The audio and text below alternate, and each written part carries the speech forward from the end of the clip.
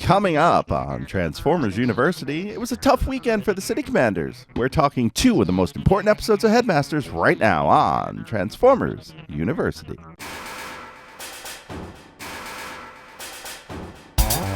Hello, my friend, and welcome to Transformers University. I am your host, Anthony Brucali, owner, operator, madman behind TFU.INFO, the website, the Toy Archive, TFU News and Views podcast, this podcast, and oh so much more. I want to welcome you to episode number 131 of Transformers University. Hope you enjoyed our last episode as we rung in New Year of 1988. But before we get deep into the year 1988 became, we need to wrap up some of the loose ends from 1987. Namely the Japanese cartoon continuity. So for the next few episodes, we're heading back to Japan for a little bit before diving into the content from North America and Europe. But there's a reason to be excited. The next few episodes of Transformers Headmasters are some of the most important and unforgettable of the series, though not always for the intended reasons. Before we dive into the two episodes we're covering this time around, I do want to remind you about our Patreon. It's a great place to interact with me, get early access to episodes, and be a bigger part of things by helping support the show. I've been giving this a lot of thought lately, and especially with the volatility of Twitter, X, whatever you want to call it these days. For me as a content creator, it's highly frustrating to see Elon Musk kind of set aflame Twitter and continue to push folks elsewhere. As of this writing, Twitter is my largest audience, right? It's at roughly 6,000 followers, and I can't reach them because they're leaving or because the algorithm doesn't want to serve my posts to them. And if I can't reach them and if I can't reach you directly, I can't continue to grow this show and this podcast and the website and everything else and the oh so much more that we keep talking about at the beginning of the show. So instead of relying on the algorithm, instead of relying on Twitter, I do implore you to join the Patreon if you haven't done so already. Membership started at $1 a month and allows me to be directly in touch with you on every single episode. Plus, I've been cooking up some new ideas and ways to make the Patreon more exciting and rewarding. So stay tuned for that if you're part of the Patreon. If you're not part of the Patreon, like I said, please join up. It'd be really welcome on my part. It does help support the show, and it allows me to make sure that you are informed about the show and that you don't find out about things late or by accident.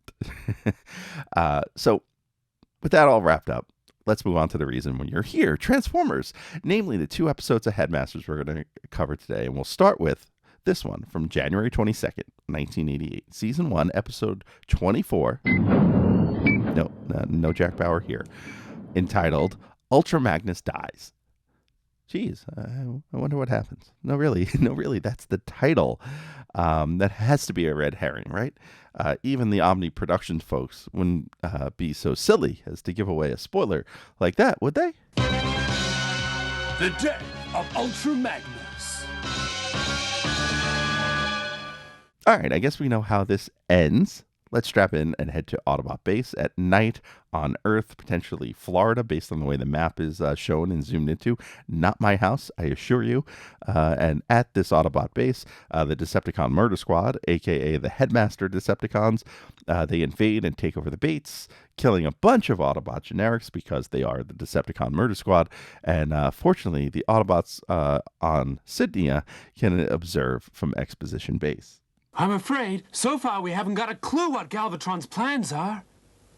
There must be more to it than meets the eye. They said the thing! Those Autobots debate what Galvatron's next step could be, and Highbrow returns to his work decoding the microchip from the Dogman that we met a few episodes back. Find out Galvatron is plotting to take over the Earth, and Six-Shot, along with Galvatron, are awaiting Scorponok's eventual power grab. Meanwhile, Scorponok reveals his plans to Weirdwolf. The Decepticons begin their assault of Earth under Six-Shot's leadership. We get some Monsterbot love in the form of Double Cross fighting and losing to the Headmaster Horicons. Ultra Magnus sends in Raiden and others to assist in the defense. But back at Exposition Base, Highbrow tries to crack the code of Scorponok's weakness, along with Daniel and Wheelie, and he realizes he needs to take a new approach. Back on Earth, the battle rages on. Six-Shot takes on Ultra Magnus. Remember me, I am your death wish. You know, I wonder how this will turn out. The death of Ultra Magnus. So Ultra Magnus fights Six-Shot, but he's outmatched. He orders the train bots to send an SOS to Sydney and the Autobots on Sydney to leave Exposition Base and head to Earth. Sound Blaster informs Galvatron that Fort Max and his team are en route to Earth, and Galvatron sends Scorponok to Earth to intercept. Back on Earth, Six Shot continues to pummel Ultra Magnus. I wonder how this is going to turn out. The death of Ultra Magnus. Six Shot also has something else to reveal. Six Shot showed Ultra Magnus his 6 different forms, but there's one more deadly combination that no one has ever seen before, and it's called Wing Wolf. This is the last and best of them all. Watch out for your life. Only we have seen it before on this podcast. Back in episode 125, we got to see Six Shot's 7th mode in our coverage of the Headmasters manga. Now, Scorponok arrives on Earth and contacts the Headmaster Murder Squad to enact his plan.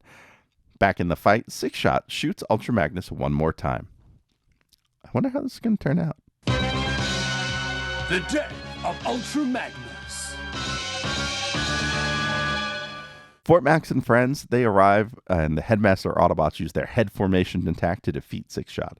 Cerebros tends to Ultra Magnus, but Magnus knows his time is short. You have to keep the peace on Earth. Don't let the Decepticons... Ultra Magnus! Ultra Magnus!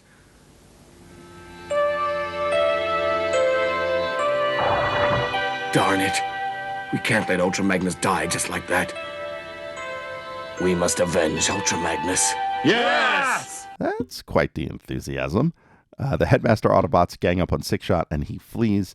The Autobots mourn Ultra Magnus, and Metroplex, as is the way in the show, has an idea. Commander, I have a request. What is it? I don't want to bury Ultra Magnus in space as we normally do, sir. Ultra Magnus loved the Earth and he sacrificed his life trying to protect it. So I suggest, sir, that we bury him right here on Earth. That's a very good idea. Why didn't I think of that? Metroplex then volunteers to take over leadership of the Autobots on Earth, and the Autobots bury Ultra Magnus at sea. Shall we bury Ultra Magnus in the river? It's beautiful. I believe Ultra Magnus would like to be in a place like this. I'll conduct the ceremony. Ultra Magnus, the brave warrior, my best friend, we must say goodbye now. Rest in peace. As long as I live, I will always remember you. Goodbye, brave warrior. So there you have it. One more to add to the body count in this series. And for such a major character, I feel like the send-off is somewhat underwhelming. Magnus is a big gun in just about every series he's ever been in. And we barely get to see him get a few shots in on Six Shot. And it's kind of disappointing if you ask me. It's almost like we knew this was coming somehow. The death of Ultra Magnus. Disappointment aside, the series is now moving very quickly towards wrapping up the second major story arc. And Galvatron's plan to invade Earth is underway, as is Scorponok's planned betrayal. Highbrow continues to hack away on that microchip, trying to solve the mystery of Scorponok and his weakness, and Exposition Base continues to be the place to dump information pertinent to the story. But I wonder what will happen next. The death of Ultra... Stop that. It already happened. What happens next? You'll have to find out right after this. Hey, want to help out this podcast or the website TFU.INFO? There's a number of ways you can do it. Let me tell you how. You can help us directly by joining our Patreon and enrolling as a student at Transformers University. There, you'll get early access to the podcast as well as exclusive behind-the-scenes peeks and perks for as little as $1 a month. Sign up is quick and easy. Just swing on by to www.patreon.com/TFU.INFO. Another way you can help us is by using our Amazon link, www.tfu.info/Amazon. Type that into your browser whenever you want to shop at Amazon, and a portion of what you spend will be contributed back to us. It's that easy. Finally, you don't become the world's longest running transforming toy archive without some help from other fans. We're always on the hunt for photos of figures and accessories we're missing from our pages.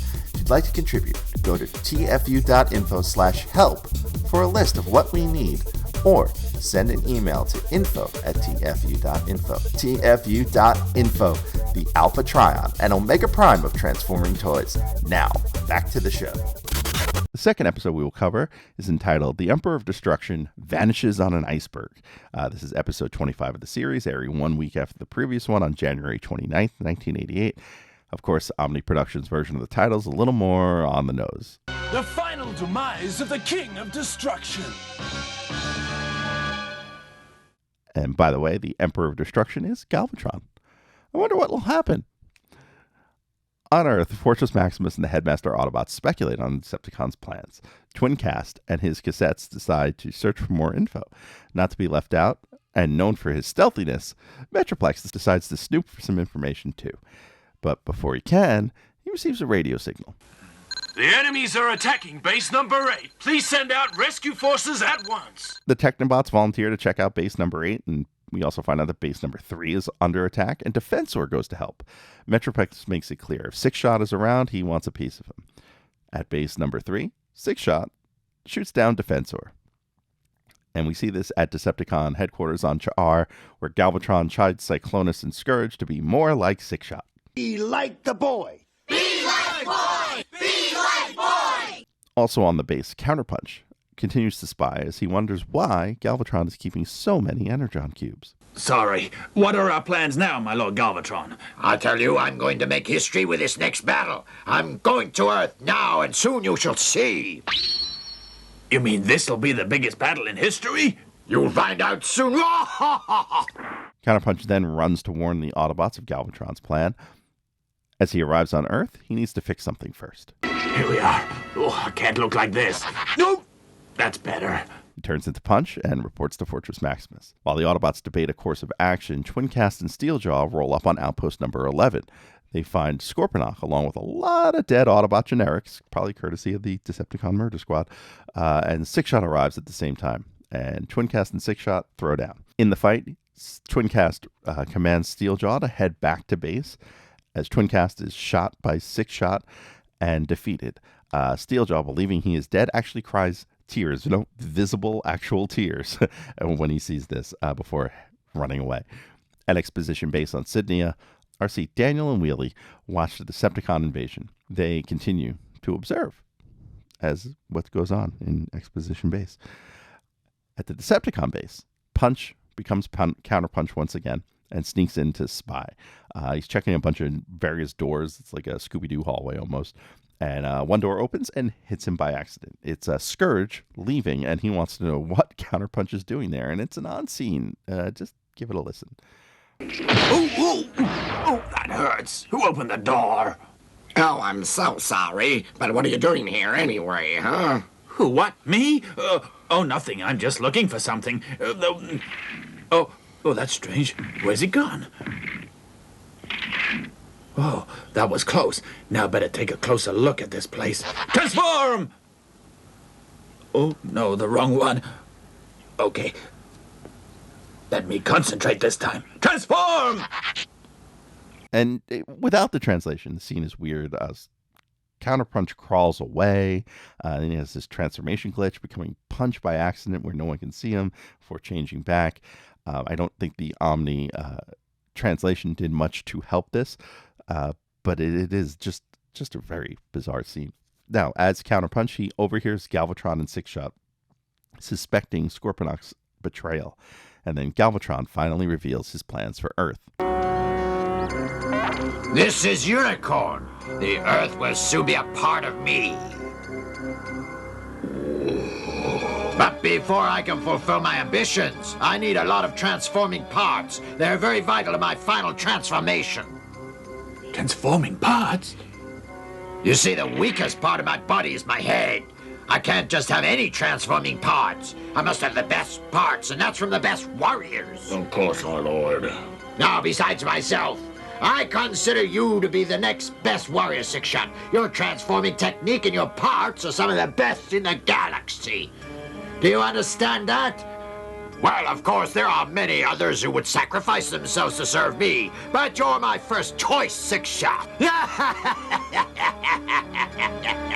Unicorn! Of course. Why didn't we think of that? Okay, what Galvatron is actually revealing is something called the Grand Galvatron. This is shown in the animation as Galvatron's head, legs, and arms attached to Unicron's planet form. To do this, Galvatron needs all of the best parts and asks Six-Shot to sacrifice himself for the cause. Counterpunch heads off to report this to the Autobots once again, and Galvatron actually catches a glimpse of him fleeing. Back on Earth, Metroplex tells Fortress Maximus he wants to avenge Ultra Magnus, and as they take off, Punch reports in. Elsewhere on Earth, Six-Shot arrives at Scorponok and offers an alliance to the Headmaster Murder Squad. Pretty soon, Fortress Maximus and Metroplex both arrive at the base, as does Galvatron. A fight breaks out, of course. Scorponok fights Fortress Maximus, the Headmaster Autobots take on Galvatron, and Metroplex fights Six-Shot. Steeljaw tends to twin cast and wakes him up. And as the Autobot Headmasters fight Galvatron, he sees Counterpunch and realizes that Counterpunch is the spy.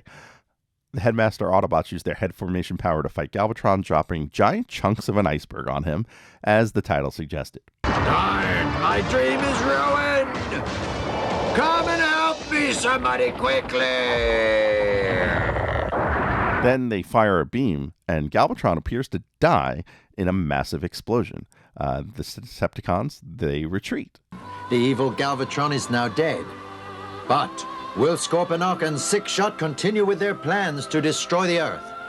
Fortress Maximus, you have to fight them to the very end. And that's the episode. Like I said, it was a bad 7 days for the city commanders. First Ultra Magnus, now Galvatron. It does kind of bug me that we don't actually see Galvatron die in the scene. He just explodes, which leaves the door open for him to come back. Whether he does or he doesn't, I don't know. I've never watched the Japanese series until now, going through it for the show. So your guess is as good as mine if you haven't seen it. That said, this was an exciting episode overall, and one of the better ones of the series. It introduces Grand Galvatron to the lore, which is also really important, because this is something that returns a few decades later in the Unite Warriors toy line. Even got a toy. It was not a fat Galvatron. It was actually an import of the Cyclonus mold, which became the body for Grand Galvatron, and then assorted villains from other continuities all being part of the body. Now, of course, we still have a few open threads in the series, such as Metroplex's desire for revenge, Highbrow decoding the microchip, and now we have a void in leadership with the Decepticons. Will Scorponok take over? Will the rest of the Decepticons join up with that murder squad? We'll have to find out when we get back to the cartoon in this podcast. But next episode, we're going to do something a little bit different. What is it? Find out after this. Thanks for listening to the show. Stick around to hear what's coming up next episode, but first, I want to fill you in on a few ways you can stay in touch with the show.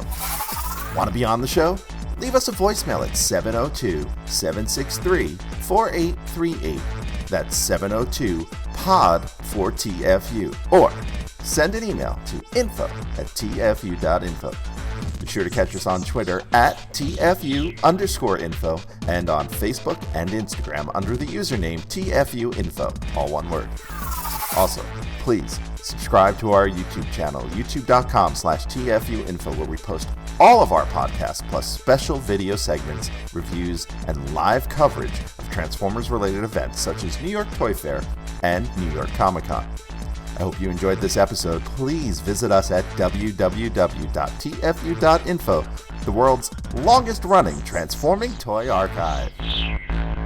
Next time on the show, we're staying in Japan, but we're taking a break from the cartoon to return to the Transformers manga. And as you've seen earlier in this episode, it sometimes does play into these cartoon episodes. We have 3 more Headmaster stories to cover in the manga, so I hope you join us to check it out. And if you haven't heard any of our previous manga episodes, you know they tend to be wacky and wild. That's going to be a fun time, so please join us and catch us next time around. So until that time, please make sure you check out TFU on social media at TFU_info on Twitter. Yes, I'm still calling it Twitter. X is like the new Coke of social media, isn't it? And TFU info, all one word, just about everywhere else. You can catch us on Facebook, Threads, Instagram, Blue Sky, Mastodon, TikTok, YouTube, and of course on the web at www.tfu.info, home of the world's longest running Transforming Toy archive. So, until next time, I am your host, Anthony Brucali, owner-operator, madman behind TFU.info. See ya.